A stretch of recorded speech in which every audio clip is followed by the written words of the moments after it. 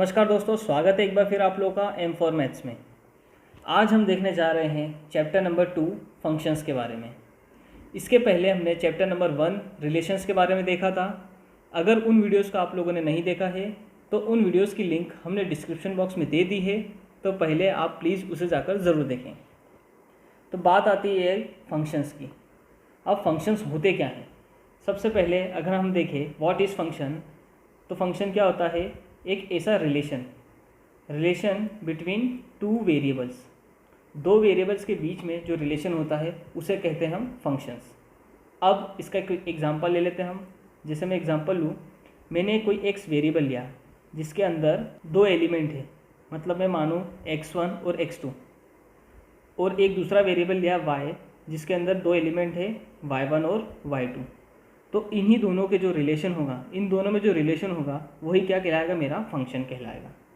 तो ये था एक छोटा सा एग्जांपल हमारा फंक्शंस का। अब हम देख लेते हैं डोमेन, रेंज और को डोमेन के बारे में। तो यहाँ पर दो वेरिएबल लिए मैंने। एक x वेरिएबल है जिसमें 1 2 3 4 एलिमेंट्स है, और एक y वेरिएबल है जिसमें 1 से लेकर 9 तक है। अब मैंने इस y की वैल्यू इस हिसाब से मानी है कि y इक्वल टू क्या है मेरे पास? 2x + 1। अब मैं एक एक करके चेक करता हूँ। अगर मेरी x की वैल्यू 1 होगी तो मैं इस x की वैल्यू यहाँ रख देता हूँ। 2 × 1 2 हो जाएगा, 2 + 1 3 हो जाएगा। मतलब 1 किसके साथ मैप हो जाएगा? 3 के साथ मैप हो जाएगा। सेम अगर मैं 2 रखूँ तो 2 × 2 4, 4 + 1 5, मतलब 2 किसके साथ मैप हो जाएगा? 5 के साथ मैप हो जाएगा। अगर 3 रखूँ तो 3 × 6 + 1 7 हो जाएगा। 4 रखूँ तो 4 × 8 + 1 9 हो जाएगा। तो ये जो x के अंदर मेरे पास एलिमेंट रखे थे वही क्या होते हैं? मेरे डोमेन होते हैं। और तो और ये y के अंदर जितने भी मेरे पास एलिमेंट है वो क्या होते हैं? हमारे को डोमेन होते हैं। अब ये जो मैपिंग हुई ना, मतलब 3 5 7 9, ये क्या हो जाएगी? मेरी रेंज हो जाएगी। ये क्या हो जाएगी? हमारी रेंज हो जाएगी। तो ये था डोमेन, को डोमेन और रेंजेस के बारे में। डोमेन क्या होगी? जो x के अंदर सारे एलिमेंट रखे हुए वो हो जाएंगे। को डोमेन्स क्या हो जाएंगे? जो y के अंदर सारे एलिमेंट रखे हुए हैं और तो और जिनके साथ मैपिंग हो रही है y वेरिएबल के अंदर, वो क्या हो जाएगी? हमारी रेंज हो जाएगी।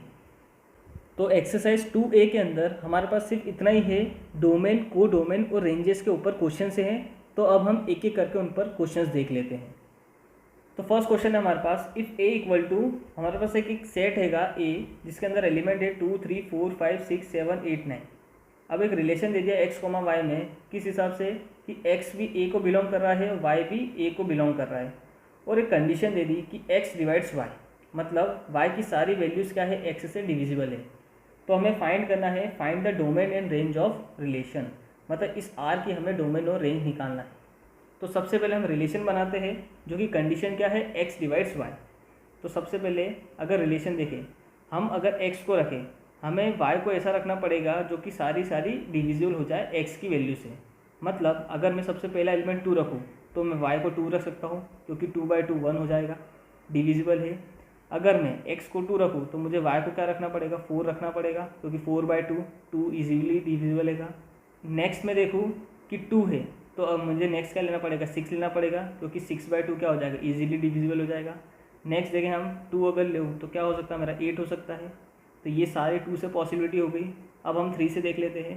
पहला नंबर 3 से क्या हो जाएगा? 3,3 हो जाएगा, ये इजीली डिविजिबल है।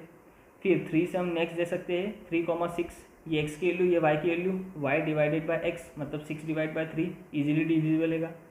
नेक्स्ट 3 से देखें हम कितना हो जाएगा? 9 हो जाएगा, तो ये भी डिविजिबल है। बस अब 4 से देखते हैं, तो 4 से क्या हो सकता है? 4,4 हो जाएगा। नेक्स्ट 4,8 हो जाएगा। बस फिर 5 से देखें, 5 से कौन हो जाएगा? 5,5 हो जाएगा। 6 से कौन हो जाएगा? 6,6 हो जाएगा, और इनसे कोई सी भी डिविजिबल नहीं है। सेम 7 से 7,7 हो जाएगा, 8 से 8,8 हो जाएगा, और 9 से 9,9 हो जाएगा। तो ये फाइनली हमारा बन चुका है रिलेशन। तो ये हमारा रिलेशन बन चुका है। अब हमें निकालना है इसका डोमेन और रेंज।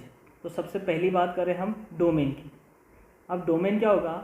जितनी भी मेरे पास ऑर्डर पेयर हैं, इन सभी ऑर्डर पेयर का जो भी फर्स्ट एलिमेंट होगा वो क्या हो जाएगा? मेरा डोमेन हो जाएगा।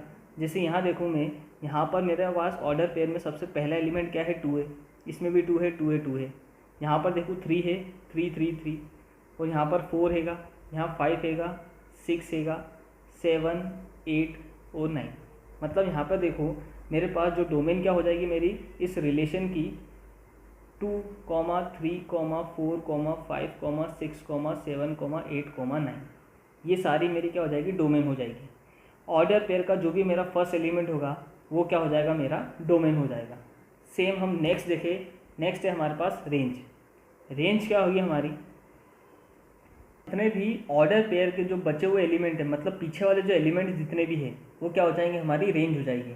मतलब मैं यहाँ पर देखूँ, यहाँ पर बच रही मेरे पास 2, 4, 6, 8, यहाँ पर मतलब 3 बच रहा है, यहाँ 6 बच रहा है, 9 बच रहा है, 4 बच रहा है, 8 बच रहा है, 5 बच रहा है, 6, 7, 8, 9। मतलब यहाँ सभी से कॉमन लो तो मेरे पास सबसे पहला आ रहा है मेरे पास 2 आ रहा है। उसके बाद मैं देखूँ मेरे पास 3 भी मिल रहा है, फिर देखूँ मैं 4 भी मिल रहा है मेरे पास, फिर 5 मिल रहा है, पीछे मिल रहा है 5, 6 भी आ रहा है, ऐसे 7 भी आ रहा है, 8 भी आ रहा है और 9 भी आ रहा है। तो ये हमारी हो जाएगी इस पूरे रिलेशन की रेंज। मतलब डोमेन क्या होता है, हमारे जो ऑर्डर पेयर के जो आगे रखने वाले एलिमेंट है उसके जो कॉमन एलिमेंट है वो हो जाएंगे हमारी डोमेन, और तो रेंज क्या हो जाएगी उसके जो पीछे वाला जो एलिमेंट है, मतलब बाद वाला एलिमेंट जितने भी कॉमन आ रहे हैं वो क्या हो जाएगी हमारी रेंज हो जाएगी। तो ये था फर्स्ट क्वेश्चन का आंसर हमारा डोमेन और रेंज। नेक्स्ट क्वेश्चन है हमारे पास एक रिलेशन दी है R, किस हिसाब से x, y और एक कंडीशन दे दी x + 2y = 8। अब ये जो रिलेशन हैगा वो कहाँ पर डिफाइंड हैगा, नेचुरल नंबर पर। अब इस केस में हमें निकालनी है इस क्वेश्चन की रेंज। तो हमारे पास रिलेशन x, y के फॉर्म में है। अगर मैं कुछ x के लिए एज्यूम करूँ तो मेरे पास y की वैल्यू आएगी। अब y की वैल्यू मेरे पास यहाँ से आ जाएगी y = ये x उठा के इधर आ जाएगा तो 8 - x और अपॉन में आ जाएगा 2। तो ये मेरी y की वैल्यू हो जाएगी। अब हम x की वैल्यू कुछ एज्यूम करके y की वैल्यू निकाल सकते हैं। अब हमारे पास कंडीशन क्या है कि नंबर कैसा है, नेचुरल नंबर है। तो सबसे पहले नेचुरल नंबर हमारे 1 से लेकर इन्फिनिटी तक सारे नंबर नेचुरल होते हैं। अब x को मैं सबसे पहले 1 रख कर देखूँ तो अगर x की वैल्यू 1 रखूँ तो 8 - 1 7, 7/2, तो ये फ्रैक्शन में आ जाएगा। मतलब मैं x की वैल्यू 1 नहीं रख सकता। अब x की वैल्यू मैं सबसे पहले 2 रखूँ तो x की वैल्यू 2 रखने पे y कितना हो जाएगा मेरा 8 - 2 6, 6/2 कितना हो जाएगा मेरा 3। तो ये मेरा नेचुरल नंबर आ रहा है जो कि फ्रैक्शन में नहीं है। नेक्स्ट मैं रखूँ अगर 3 रखूँ वैल्यू तो 8 - 3/2, मतलब यहाँ पर अगेन 5/2 हो जाएगा जो फ्रैक्शन में आ जाएगा। सेकेंड में रख के देखते हो x = 4 रखा तब y की वैल्यू कितनी हो जाएगी मेरे पास, जैसे 4 रखा 8 - 4 4, 4/2 हो जाएगा 2। ऐसे ही मैं अगर रखूँ x की वैल्यू 5 रखने पे फ्रैक्शन आ जाएगा। 6 रख के देखूँ तो कितना हो जाएगा, 8 में से 6 जाएगा 2, 2/2 कितना हो जाएगा आपका 1। अब मैं x की वैल्यू 8 नहीं रख सकता, क्यों, क्योंकि जैसे मैं 8 रखूँगा तो 8 - 8 कितना हो जाएगा 0, 0/2 अगेन हो जाएगा 0, और 0 एक नेचुरल नंबर नहीं होता, 0 एक क्या होता है हमारा होल नंबर होता है। तो मैं यहाँ पर x की वैल्यू 8 नहीं रख सकता। तो फाइनली इन कंडीशन से हम हमारा अगर रिलेशन बनाएं तो यहाँ पर x, y के फॉर्म में है। मतलब x की वैल्यू अगर मैं 2 मानूँ तो y की कितनी आ रही थी, 3 आ रही थी। सेम x की वैल्यू 4 मानने पे y 2 आ रहा था, और x की वैल्यू 6 मानने पे y कितना आ रहा था, 1 आ रहा था। तो ये हो जाएगा हमारा रिलेशन। अब इस रिलेशन की हमें क्या निकालनी थी, रेंज। तो रेंज क्या होती है, अभी हमने थोड़ी देर पहले देखा, जो हमारा ऑर्डर पेयर है उसका जो पीछे वाला एलिमेंट है वो क्या हो जाएगा हमारा रेंज हो जाएगा। मतलब यहाँ पर देखिए 1 2 3, तो रेंज कितनी हो जाएगी हमारे पास में यहाँ पर 1, 2, 3। तो ये इस क्वेश्चन का फाइनल आंसर हो जाएगा। नेक्स्ट क्वेश्चन है हमारे पास, if f and g are 2 functions where f = दिया हमारे पास पूरा हमारे पास ऑर्डर पेयर में ही हैगा और g भी हमारे पास कुछ ऑर्डर पेयर में हैगा। Find the range of f and g। हमें f और g की क्या निकालनी है, रेंज निकालनी है। तो अभी हमने देखा हमारी जो रेंज होती है वो क्या होती है, हमारे ऑर्डर पेयर का जो पीछे वाला एलिमेंट है वो क्या होता है, हमारा रेंज होता है। मतलब मैं अगर f की बात करूँ तो f की रेंज कितनी हो जाएगी हमारे पास, पीछे 5 दिख रहा है, 6 दिख रहा है और 4 दिख रहा है। मतलब f की रेंज कितनी हो जाएगी 4, 5, 6। और यहाँ पर रेंज अगर g की बात करूँ तो अगेन g में पीछे वाला जो एलिमेंट है वो कितना है, 7 है, 8 है और 9 है। तो यहाँ पर कितना हो जाएगा 7, 8, 9। तो इस क्वेश्चन का फाइनल आंसर हो चुका है ये। तो ये था दोस्तों आज का सेशन हमारा चैप्टर नंबर 2 फंक्शंस के ऊपर, जिसमें हमने एक्सरसाइज 2A के शुरुआत के 3 क्वेश्चंस देखे और लास्ट क्वेश्चन इसका हमने होमवर्क में दिया है, जिसका आंसर आप लोगों को कमेंट सेक्शन में कमेंट करके बताना है। तो होप सो आपको वीडियो अच्छे से समझ में आ चुका होगा, आपको वीडियो बहुत ही अच्छी लगी होगी। अगर आप लोगों को वीडियो अच्छा लगा हो तो प्लीज़ एक बार उसे ज़रूर लाइक कर दीजिएगा, और चैनल को अभी तक सब्सक्राइब नहीं किया है तो उसे भी कर दीजिएगा। उस सब्सक्राइब बटन के साथ साथ आप बेल आइकन को भी क्लिक कर दीजिएगा, ताकि नेक्स्ट वीडियो जब भी अपलोड होगा तब आपको नोटिफिकेशन मिल जाएगा। तो मिलते हैं नेक्स्ट एक्सरसाइज में कुछ ऐसे ही इंपॉर्टेंट क्वेश्चंस के साथ में।